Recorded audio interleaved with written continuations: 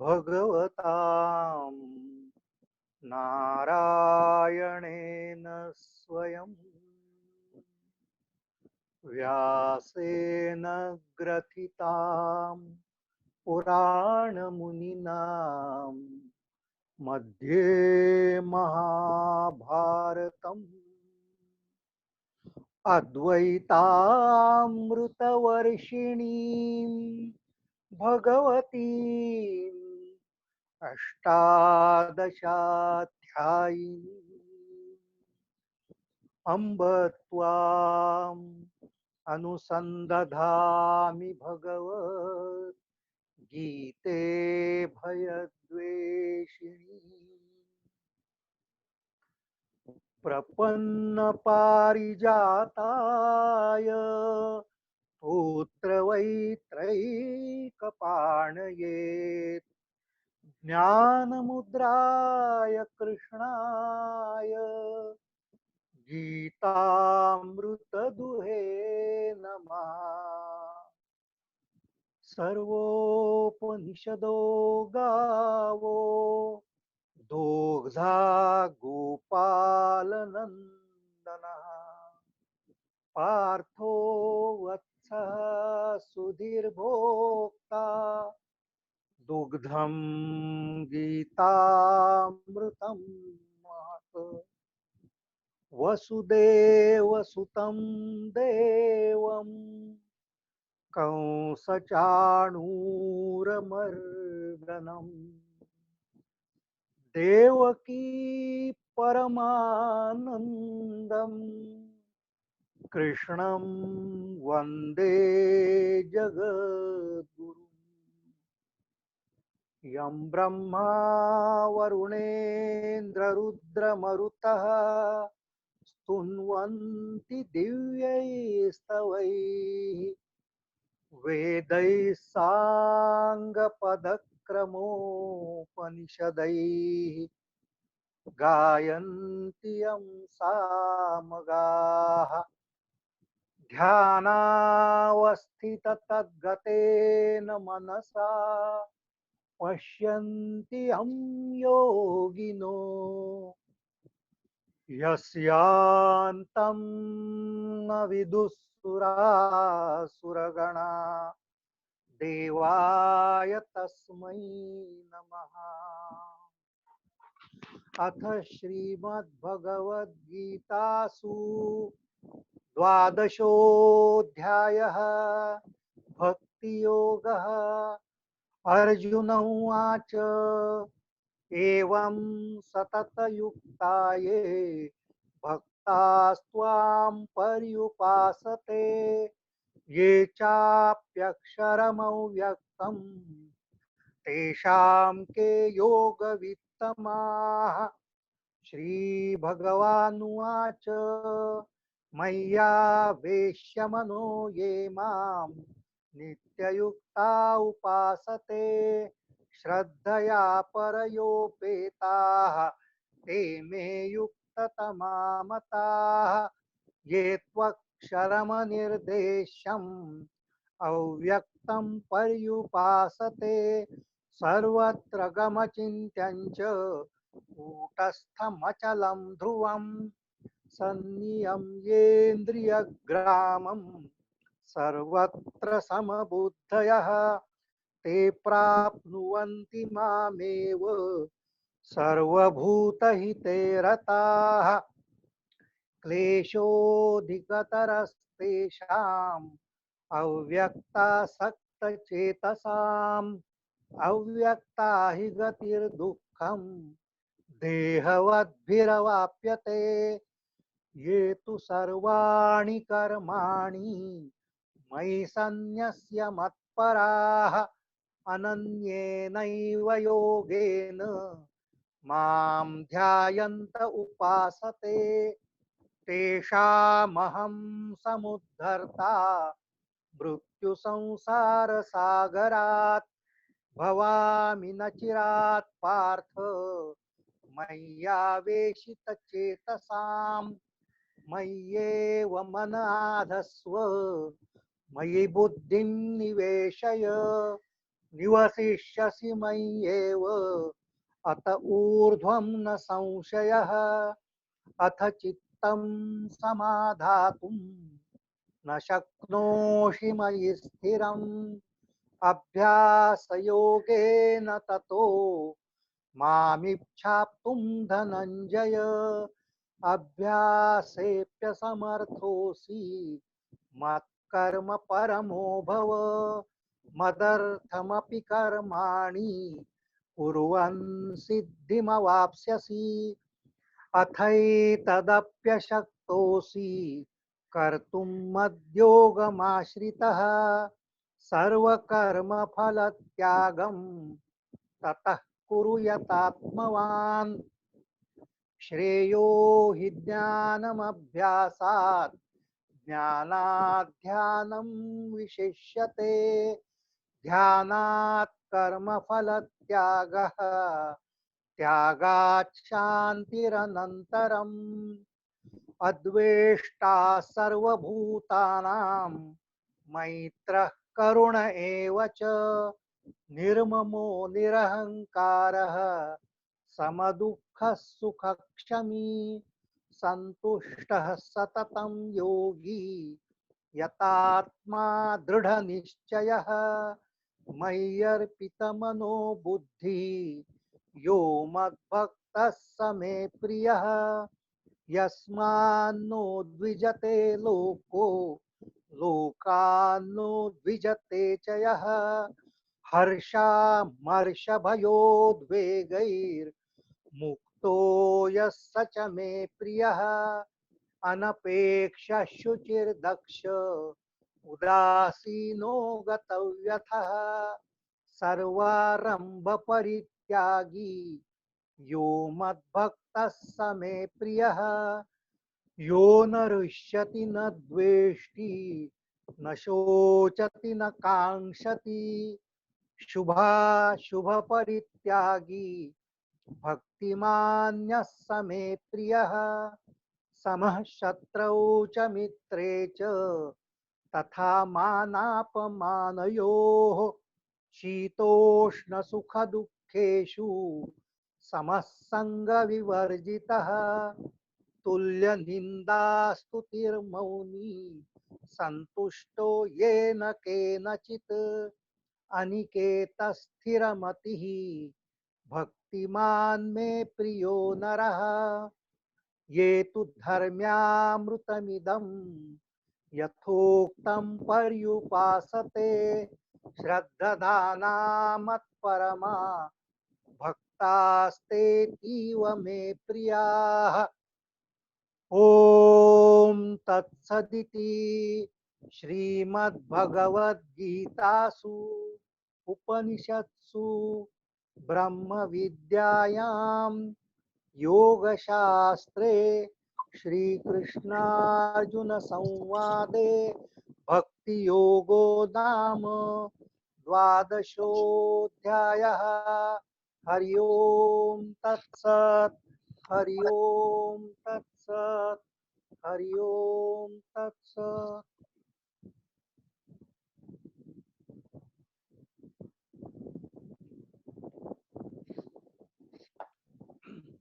क्षेत्र क्षेत्रज्ञ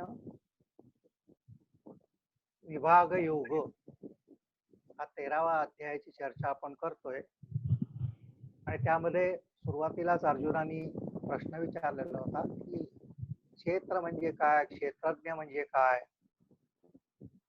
प्रकृती आणि पुरुष ज्ञाता आणि ज्ञेय या सगळ्या संकल्पना मला नीट समजावून सांग अशा प्रकारे अर्जुनाने कृष्णाला विनंती केली होती आणि त्याप्रमाणे कृष्णाने सांगायला सुरुवात केलेली आहे आणि सर्वप्रथम क्षेत्र म्हणजे काय याचा विचार सर्वप्रथम होत आहे आणि आपण बघितलं की क्षेत्र म्हणजे the field of power activity की खरं म्हणजे आपलं जे एक वैयक्तिक जीवन आहे तेच म्हणजे क्षेत्र आहे our the individual life which we lead depends upon our own kshetra, the field of our activity. आणि परमेश्वराने हे पण सांगितलेले आहे की सर्व क्षेत्रामध्ये जो क्षेत्रज्ञ आहे तो स्वतःच आहे. That is the absolute consciousness which is there. So the consciousness which is enclosed in matter, the kshetra is the matter, the material encasing in which the consciousness is there, आणि त्याच्या प्रभावामुळेच या क्षेत्रामधल्या बऱ्याचशा घटना घटत असतात. आणि हे क्षेत्र आणि या क्षेत्रात येणाऱ्या अनुभूती हेच खरं म्हणजे आपलं जीवन असतं. आणि आपण या श्लोकात बघितलं होतं 6व्या श्लोकात की या क्षेत्रामध्ये क्षेत्रज्ञाच्या प्रभावाखाली अनेक विकार उत्पन्न होतात. इच्छा, द्वेष, सुखम, दुःखम, संघात, चेतना, धृती, एतत् क्षेत्रम समासेन सविकार उदारुतम. की हे जे क्षेत्र आहे त्याच्यामध्ये विविध विकार उत्पन्न करणाऱ्या प्रेरणा आहेत. हे वेगवेगळे विकार उत्पन्न कशामुळे होतात? वेगवेगळ्या प्रेरणांमुळे विकार उत्पन्न होतात. म्हणजे इच्छा, द्वेष, सुख, दुःख या ज्या प्रेरणा आहेत त्याच्यामुळे अनेक विकार उत्पन्न होतात. आणि या सगळ्या प्रेरणांचा समूहात्मक इफेक्ट म्हणजे संघात, the resultant effect of all these forces, आणि त्या संघातातून निर्माण होणारी चेतना इज अवर वैयक्तिक चेतना, ज्याच्यावर आपला स्वभाव अवलंबून असतो, ज्याच्यामधून आपलं कॅरेक्टर म्हणजे व्यक्तिमत्व बनत असतं. So all these actions and interactions with the world, the resultant of it is what we call as the character of a person, and we hold on to that character, dhruti. So the total resultant effect of this all the vikaras which are there, all the modifications, vikara means the modifications which are taking place in presence of the consciousness. So the overall effect of that decide our character, and depending upon our character we have the type of life. The quality of life depends upon our kshetra, ज्या क्षेत्रामध्ये आपण आहोत. तो परमेश्वराने प्रत्येकाला असं आपण म्हणू शकू की परमेश्वराने प्रत्येकाला एक एक शेत दिलेलं आहे, प्रत्येक जीवाकरता एक एक शेत दिलेलं आहे, आणि त्या शेतामध्ये काय पेरायचं, कुठचं पीक घ्यायचं हे त्या त्या जीवाने ठरवावं, आणि जे पीक येईल त्याची फळं त्यांनी चाखावीत, आणि that is how the life goes on and on. Okay. Now some of those vikaras, they are natural spontaneous things which are happening in prakriti. आणि म्हणूनच क्षेत्रज्ञ जरी एकच असेल, that is what the Lord has said, की सर्व क्षेत्रामधील क्षेत्रज्ञ मी एकच आहे, that is pure consciousness. So it is only the pure consciousness which is functioning as jivatma in all the jivas which are there all throughout the universe. But then why the life experiences are different? That is because of the interactions are different. Every individual interaction will be different. आपण काल असं बघितलं होतं की as far as the human beings are concerned, आपण असं म्हणू शकतो की हे जे क्षेत्र आहे ते पंचकोशात्मक आहे. The kshetra which is there for us, the human beings, is having 5 different sheets of existence. So the consciousness is manifesting in these 5 different sheets. पंचकोशांच्या माध्यमातून ही जी चेतना आहे त्या चेतनेचं प्रकटीकरण होत आहे. आता कुठच्या कोशांच्या माध्यमातून ते जास्त होत आहे किंवा प्रभावित होत आहे त्यावर आपला स्वभाव, आपल्या जीवनात येणाऱ्या अनुभव हे सगळे त्यावर जास्त अवलंबून असतात. Whether you are functioning predominantly through the Manomay Kosha or through Vijnanamay Kosha or through Adandamay Kosha. As far as the animal kingdom and the plant kingdom is concerned, we can say that they function mainly through अन्नमय कोश आणि प्राणमय कोश. आपण सर्वसाधारणपणे असं म्हणू शकतो की वनस्पती जगत जे आहे किंवा जे प्राणी जगत आहे त्यांचे व्यापार आपण more or less, not always, they function only through the annamay kosha and pranamay kosha. Okay, and therefore they don't have much interaction at the mental level and intellectual level. Though of course Jagdish Chandra Bose did say that even plants have some kind of emotions and all that, but they are negligible. They are not dominating in their life. Even the animals also, they do have some sort of maybe some emotions or some kind of mental, but they are all instinctive. They don't have mind as we have. They don't have thought process as we have, and more or less they function at the physical level and vital level. म्हणजे त्यांच्या ज्या सगळ्या या क्षेत्रामध्ये घडामोडी घडत असतात त्यांचं पण क्षेत्र आहे, that is the field of their activity. But त्यांची जी चेतना आहे, त्यांचा जो क्षेत्रज्ञ आहे, त्याचं प्रकटीकरण आपण असं म्हणू शकतो की mainly it is taking place through annamaya kosha and pranamaya kosha, and therefore mainly it is the survival of the body, the survival instinct, that is the struggle in life as far as animals and plants are concerned. They want to survive physically. Physical survival is the main aim, and all the pleasures which they get are more or less pleasures at the annamay kosha level. म्हणजे आपण जे नेहमी म्हणत असतो की आहार निद्रा भय मैथुनम च सामान्य मिळतात पशुभीर नराणाम, की पशु जगतामध्ये या चार मुख्य प्रेरणा असतात: आहार, निद्रा, भय, मैथुनम च. So searching for food, looking for food, finding food, then fear, mainly the fear of death, then sex of course, and sleep. So they are the only four things which are there in their life. Okay, and mainly searching for food is the main life activity. म्हणजे असं कुत्र्याच्या बाबतीत सुद्धा असं म्हटलं जातं की कुत्रा इकडे तिकडे जेव्हा फिरत असतो आणि जर का त्याला एखादं सुख हाड मिळालं की ज्याच्यामध्ये खरं म्हणजे काहीच उरलेलं नाही, he become so happy and immediately he will leave that dry bone and go to a seclusion so that no one else shares it or nobody comes after him, and goes on chewing it for very long time. In that chewing, all the happiness lies in chewing that dry bone. आणि असं म्हणतात की when it goes on chewing for such a long time, its gums start bleeding. की कुत्र्याच्या ज्या दाढा असतात त्याच्यातून शेवटी रक्त यायला लागतं, and the dog starts feeling that he is getting that blood from the bone itself, and therefore he enjoys it still more. So all the enjoyment is in eating the food, and that is what we really see in plants and animals, की अन्नमय कोश आणि प्राणमय कोश याच्यावरच हे जास्तीत जास्त जीवन अवलंबून असतं, and not much interaction at the manomay or Vijnanamay kosha level. On the contrary, as far as the human beings are concerned, the vikaras are more at the mental level and intellectual level.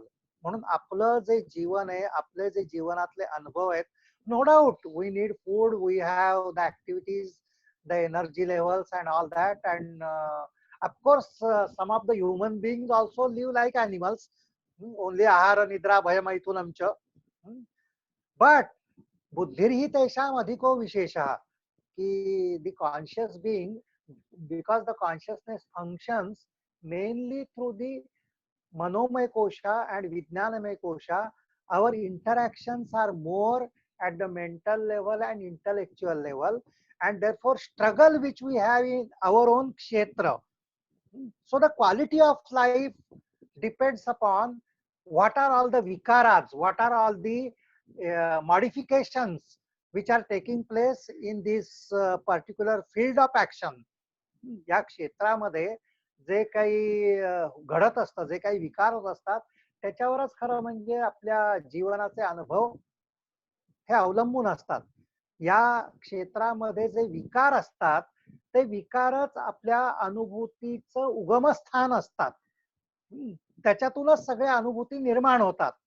So if it is the mind and the intellect, then accordingly the experiences in life, the quality of life will depend upon whether you are more of a mental being or intellectual being, and what kind of mental being you are, what kind of intellectual being you are. म्हणजे तुम्ही बुद्धिमान पण असाल, पण तो बुद्धी कोणत्या क्षेत्रामध्ये तुमची बुद्धी काम करते.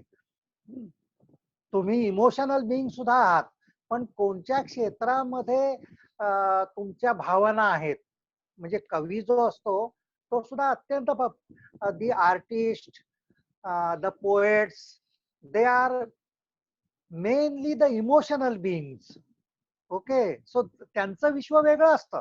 म्हणून आपण असं बघतो सुद्धा की एखाद्या आर्टिस्टचं विश्व अतिशय वेगळ्या अशा विश्वात एखादा कलाकार राहत असतो, एखादा संगीतकार राहत असतो, एखादा चित्रकार राहत असतो. म्हणूनच आपल्याकडे असं म्हटलं सुद्धा जातं की जे न देखे रवी ते देखे कवी. So he sees the world in a totally different perspective. Why? Because his consciousness is functioning mainly through that kind of mind which gives rise to different kinds of emotions altogether. While the life of a scientist who is mainly intellectual being or a mathematician किंवा पंडित, अशा लोकांचं विश्व हे खूप वेगळं असतं. They are intellectual beings. So the reactions which come in the kshetra in their case is different.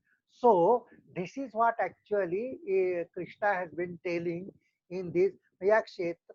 So the quality of life depends upon what are the interactions between क्षेत्र and क्षेत्रज्ञ. म्हणजे क्षेत्रज्ञाच्या प्रभावाखाली what are the modifications taking place in the field of action, the quality of life. And then we have the freedom to change the quality of life depending upon how the consciousness functions within us.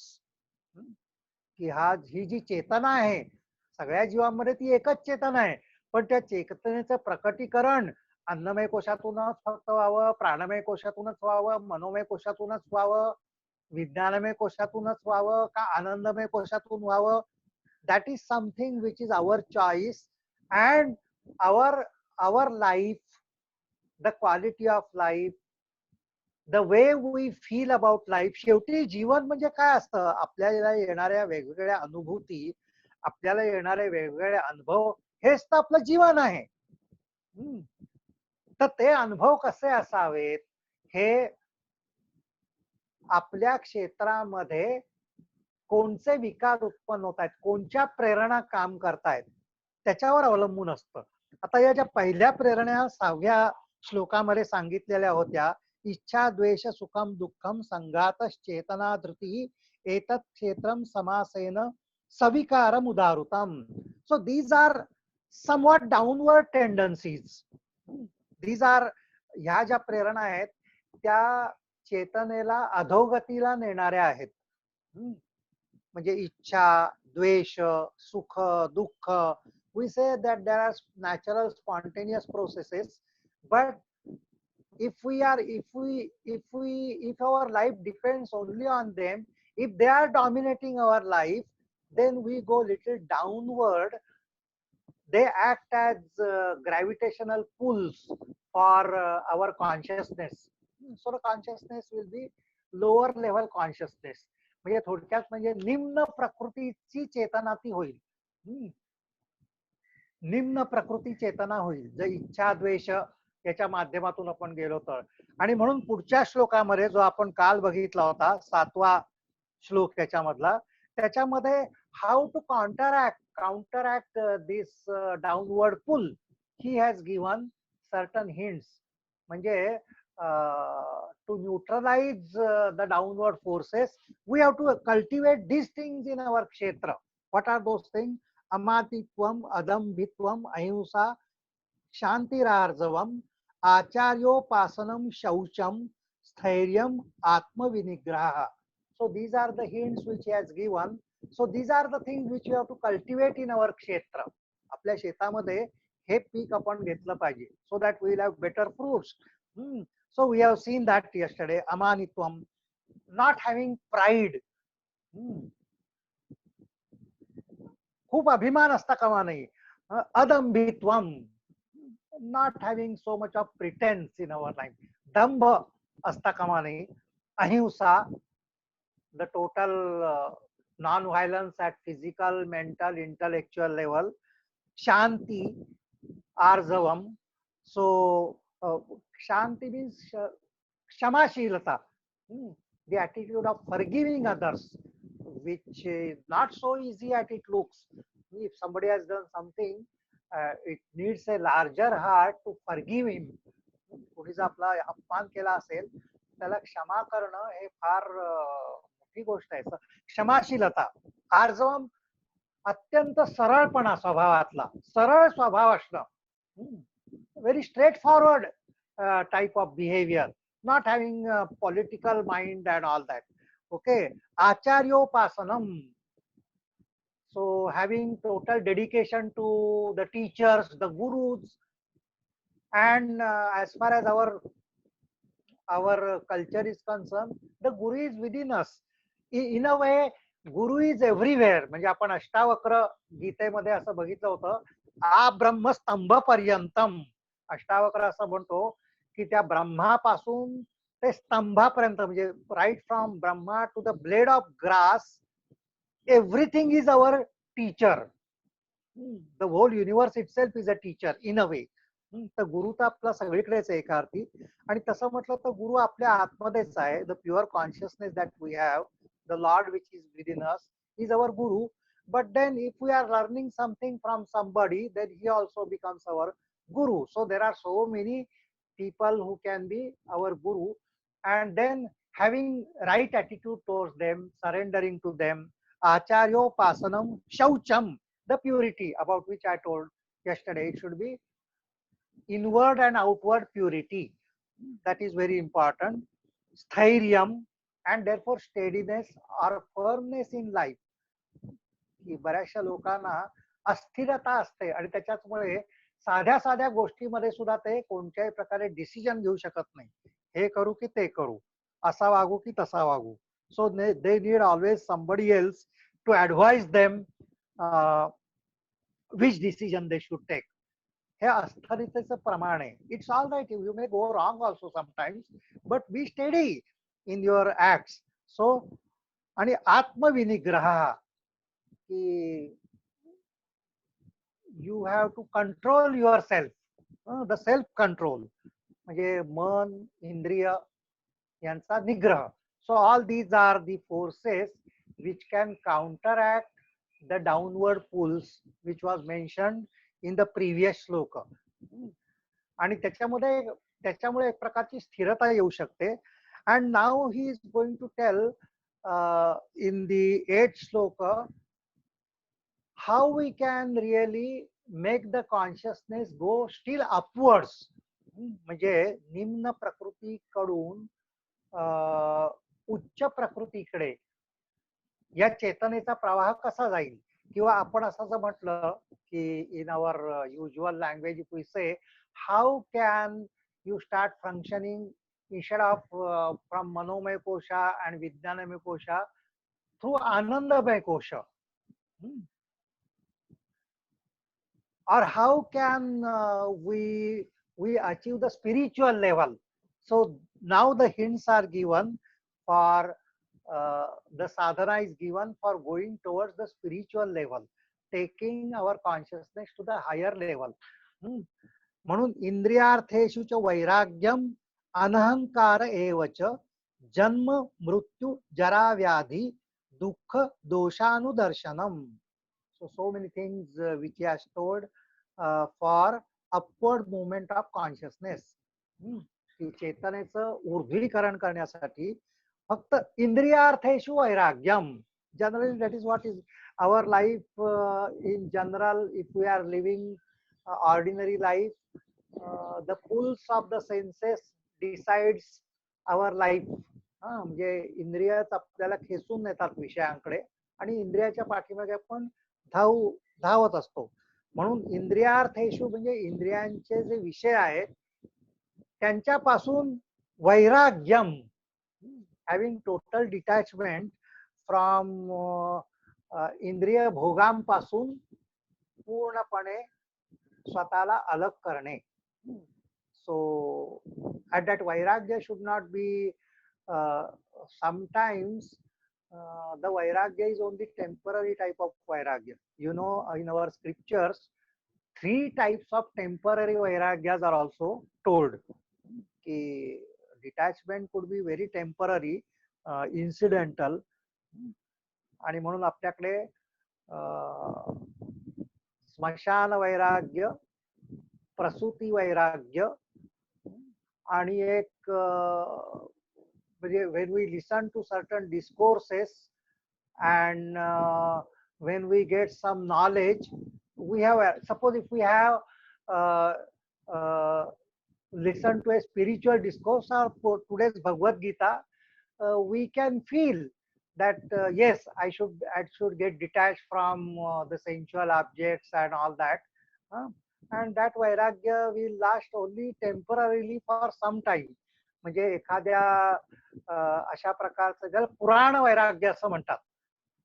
पुराण वैराग्य म्हणजे having listen to a spiritual discourse for some time till you come back home and put on the TV, the vairagya last. So this is very temporary type of vairagya. Or prasuti vairagya. It is said that when a lady delivers, she feels that now it is end of her sexual life. Now she is totally detached from sex for some time. Okay, so that is temporary vairagya. Or smashana vairagya. When we take somebody to the cremation ground, and when we are in cremation ground, we really start thinking that what is this life, today we brought this fellow on our shoulders, and maybe tomorrow or a few days later, I also will be brought by others in the same cremation ground. And what I am thinking of, what I am planning about life, की माझा संसार, माझं घर, माझे plan, आपण सगळं म्हणत असतो, पण कधी नष्ट होईल, एका क्षणामध्ये सगळं नष्ट होईल. Life is so uncertain. त्याच्यामधून एक प्रकारची वैराग्याची भावना आहे, त्याला स्मशान वैराग्य म्हणतात. परंतु पुराण वैराग्य किंवा स्मशान वैराग्य किंवा प्रसूती वैराग्य, they are only temporary type of things which happen. Here this vairagya is permanent. Permanently you feel detached from them, not now and then, because then you go to the excesses. की बऱ्याच वेळा आपण असं करतो की आठवड्यातून एकदा उपास, so we refrain from taking food, but as soon as that is over, we have sometimes double food or more tasty, more masala food and this and that. म्हणजे चातुर्मास्यामध्ये कांदे वगैरे कांदा लसूण काही खात नसत चातुर्मासामध्ये. आणि as soon as Chaturmas is over, the first item is कांदा भजी. So that is not really the sense of vairagya. So all the time it was there in your mind, okay, but then you did not execute it because you had taken oath not to have it. So that is not the vairagya he is talking about. That vairagya should come from परिपक्वतेतून वैराग्य निर्माण झालं पाहिजे. म्हणजे आपण मृत्युंजय मंत्रामध्ये जसं म्हणतो ना, उर्वारुकमिव बंधनात मृत्योर्मुक्षीयमामृतात. उर्वारुकमिव म्हणजे cucumber, when it is very ripe, automatically it gets detached from the creeper. The fruit, when it becomes totally ripe, automatically, naturally, spontaneously, it gets detached from the tree. Vairagya should be like that, okay, because of ripening, because of the wisdom, because of understanding that the sensual pleasures are really not pleasures, and I can have much more happiness by detaching from them, ही परिपक्वता आल्यामुळे ज्याचे इंद्रियाचे विषय गळून पडतात, just as in the winter the leaves fall off automatically, किंवा परिपक्व झालेलं जे पान असतं वृक्षाचं ते जसं आपोआप गळून पडतं, तशा सगळ्या इच्छा आकांक्षा आपोआप गळून ज्याचा जातात त्याला खरं वैराग्य निर्माण होतं. वैराग्य तसं निर्माण झालं पाहिजे. आणि ते वैराग्य निर्माण होण्याकरता या सगळ्या ग्रंथांचं वाचन वगैरे आवश्यक. This is slow process. Again and again the इंद्रियाज will pull, again and again we will say all that, but one day the richness will come in us. ती परिपक्वता आपल्यामध्ये निर्माण होईल. And then we shall not be simply interested. Not that we are interested, but controlling. This is not vairagya. की आपल्या मनामध्ये तर विचार आहेत. That is hypocrisy, as we have seen many many times. की कर्मेंद्रिय आणि संयम्य य आस्ते मनसा स्मरण इंद्रियार्थान विमूढात्मा मिथ्याचारस उच्यते. की नुसतेच कर्मेंद्रियांना कंट्रोल करून त्यांना विषयाकडे जाऊ न देणे, परंतु मनामध्ये त्या विषयांचाच विचार असणे, दिस इज हिपोक्रेसी. हा मिथ्याचार आहे. So we are not talking about that vairagya. Vairagya should come out of knowledge. That is why this is a discussion of knowledge. If you have perfect knowledge, then the lower kind of attractions fall off with that knowledge. So that kind of vairagya is necessary. So indriyartheshu cha vairagyam.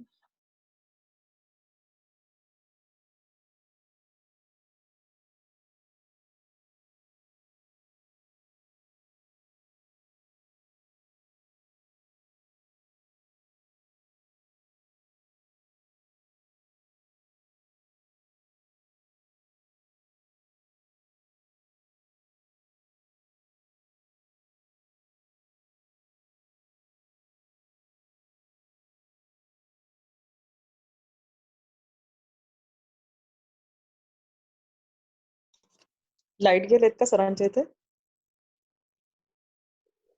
असं असू शकेल. आपण जरा 1-2-3 मिनिटं थांबूया. I will try to connect him on the phone. Okay. Check करतो. बहुतेक त्यांच्याकडचं internet connection fail झालं असेल, which could be due to power outage. जरा 1-2 मिनिटं थांबा, आपण चेक करून सांगतो.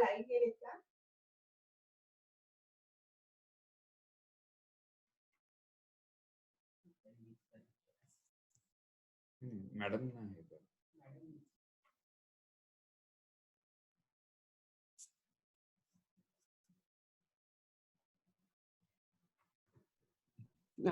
बोल. हॅलो. हा, हरिओम sir.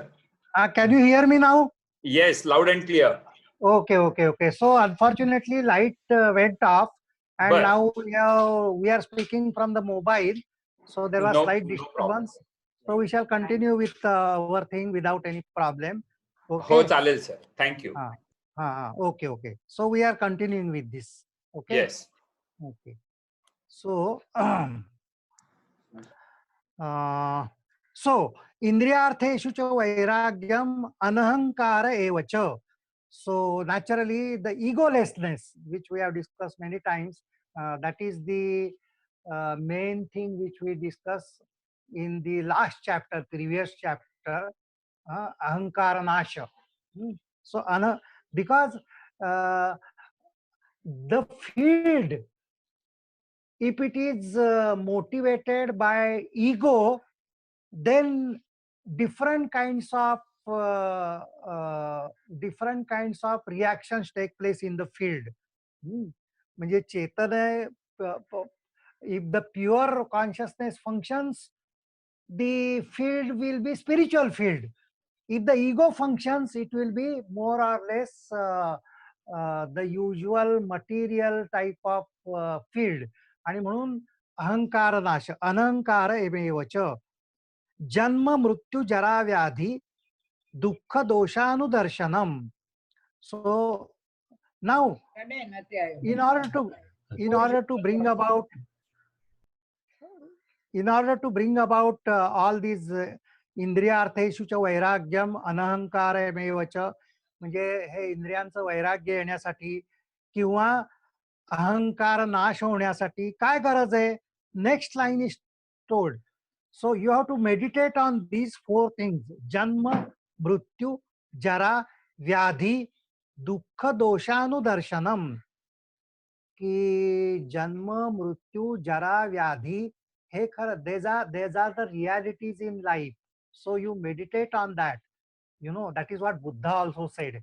Actually, Bhagwan Buddha, the Siddhartha, he got enlightenment or he withdrew from the world precisely because we know all that when he, for so many years, he was kept only in the environment where there was no misery at all. So one day when he went out finally, after 15, 16 years or so, he saw a very old man walking, and then he never knew, never seen old man. And he asked his charioteer that why this man is walking like this. He said that the man has become old. Why man becomes old? Then he told that everybody becomes old. की वृद्धत्व हे प्रत्येकाला येतच. So he said, shall I also become old? And he said, of course you will become old. Then after some time, he saw a person suffering from diseases, and with great pain, he was yelling with pain. And he said, why this is happening? He says he is suffering from diseases. तो रोगग्रस्त आहे आणि त्याला वेदना होत आहेत. मग रोगग्रस्त मनुष्य काय होतो? तर सिद्धार्थाला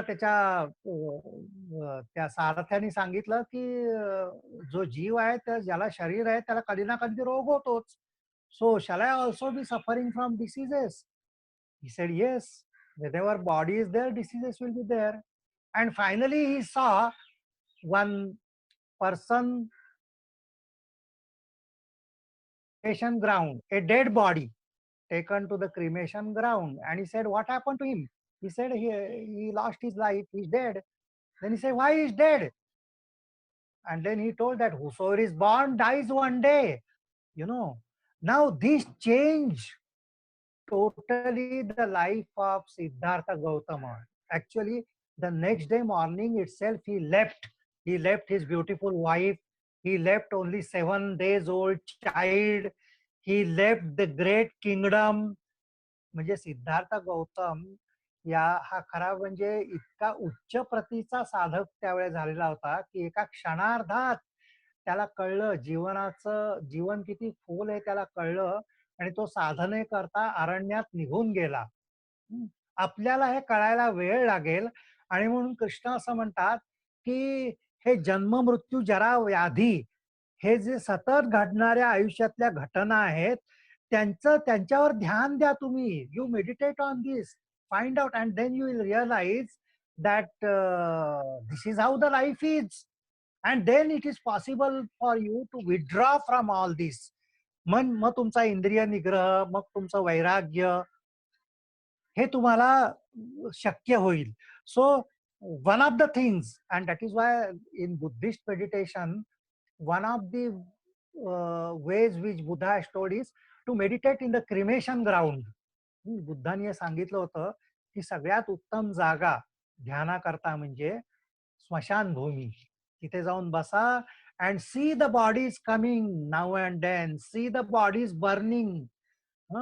आणि मग तुम्हाला असं लक्षात तुमच्या ज्या हे इच्छा, सुख, दुःख आणि हे सगळे जे विकार होते ना ते त्या चितांबरोबरच जळून खाक होतील if you meditate on that.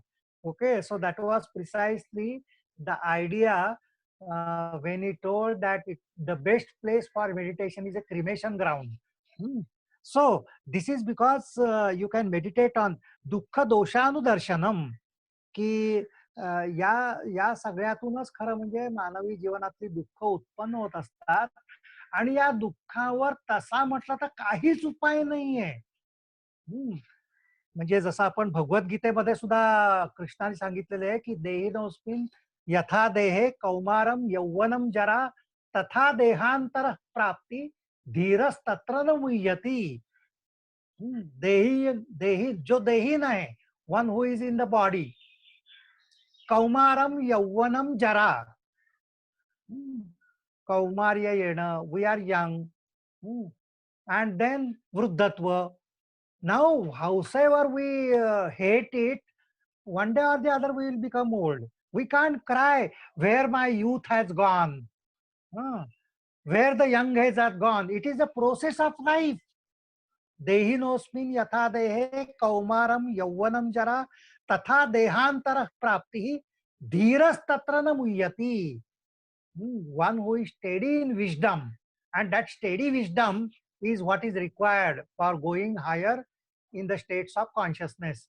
आणि म्हणून दुःख दोषानुदर्शनम, सो ही साधनाच एक प्रकारची सांगितलेली आहे भगवंतानी या 8व्या श्लोकामध्ये. 9व्या श्लोकामध्ये ती साधना आणखीन चांगल्या प्रकारे कशी होईल ते सांगितलेलं आहे. असक्ती ही अनभिष्वंगः पुत्र दार गृहादिषु नित्यं च समचित्तत्वम इष्टानिष्टोपपत्तिषु. So another very important thing, this is actually sadhana in Bhagavad Gita. म्हणजे भगवद्गीताची जी साधना आहे ती खरोखर मानसिक स्तरावरची साधना आहे. ती खरोखर कुठेही करण्यासारखी साधना आहे. 24 तास करण्याची साधना आहे. In any walk of life, anywhere, observe your interactions, and you can observe your interactions if you stand apart from your ego. म्हणून अनहंकार सांगितलेला आहे.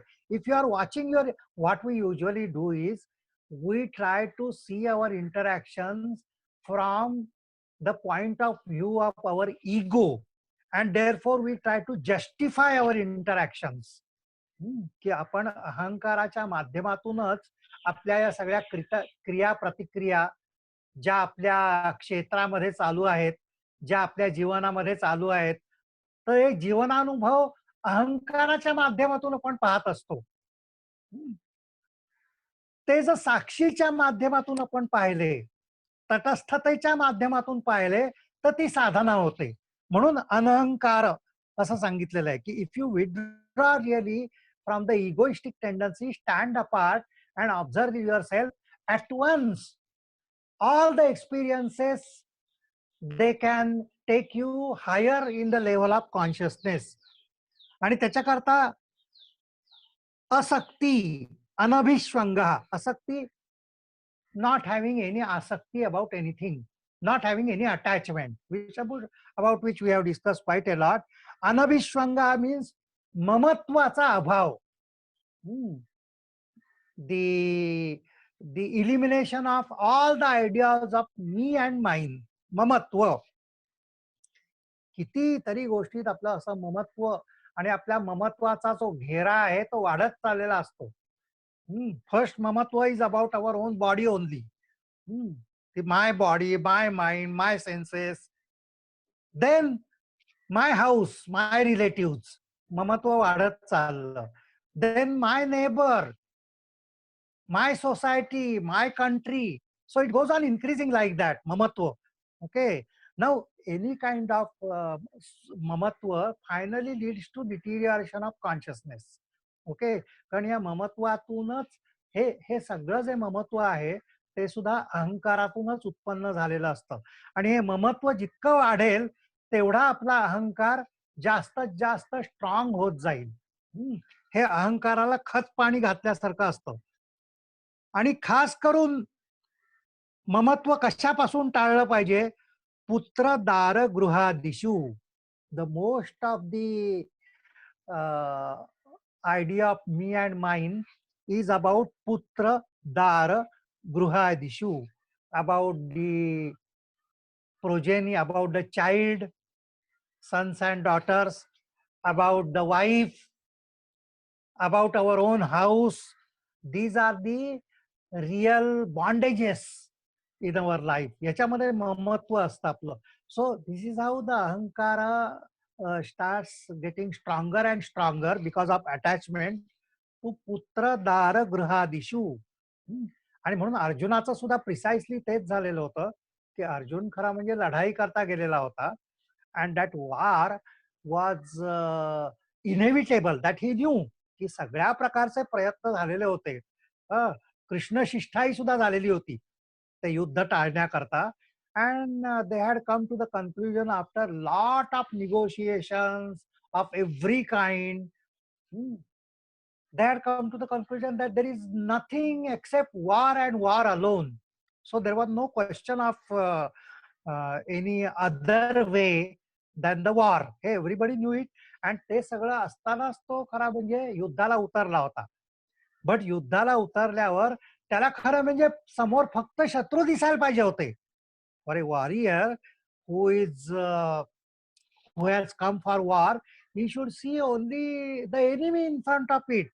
Okay, but what he saw is his relatives, his guru, this attack. हे ममत्व, त्याचं ममत्व त्यातून प्रकट झालं and that gave him विषाद. अर्जुन विषाद योग त्याच्यामुळे निर्माण झाला, ममत्वातून निर्माण झाला. हा, म्हणून that is what he is saying, पुत्र दार ग्रहादिषु, की ओन रिलेटिव्ह ओन सन्स त्याच्यामधून हा नित्यन, आणि त्याच्यातून काय निर्माण झालं पाहिजे, नित्यांच समचित्तत्वम, की forever the balance of or the equanimity of mind is yoga. This is the message of yoga given again and again and again. Samatvam yoga uchyate, nityancha samachittatvam, ishta anishta upapattishu. आपल्याला जी घटना घडली ती इष्ट असेल किंवा अनिष्ट असेल, whatever happens, it may be something which is pleasurable और painful, it may be something in our favour और टोटली इन अवर डिसफेवर. म्हणजे इष्ट असेल किंवा अनिष्ट असेल, इष्ट आणि अनिष्ट अशा कोणत्याही घटनांमध्ये समत्व राखणं. If we are able to do that, then and then alone the consciousness can fly to आनंदमय कोश. हे सगळं कशा करता साधना सांगितलेली आहे. Otherwise the consciousness will function only through the pranamaya kosha, annamaya कोश, at the most manomay and vijnanamay kosha, and then it will be confined. If it has to go to the spiritual sheath, then samatvam. If it comes to the state of balance, it can fly high. The balancing act is something which defies gravity. हे जे समत्व पैदा झाल्यामुळे ज्या खाली खेचणाऱ्या चेतनेला, खाली खेचणाऱ्या ज्या सगळ्या प्रेरणा आहेत, त्या प्रेरणाला काउंटर ऍक्ट करण्याकरता समत्व ही सगळ्यात मोठी साधना आहे.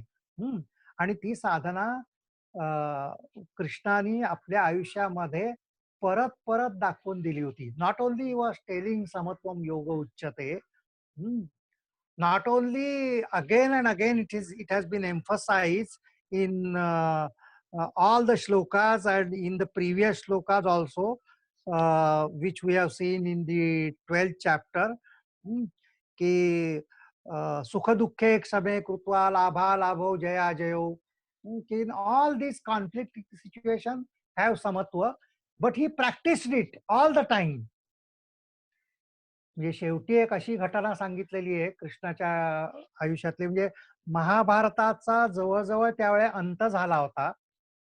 The war has already ended and पांडवांचा जय झालेला आहे, पण प्रचंड नरसंहार झालेला आहे.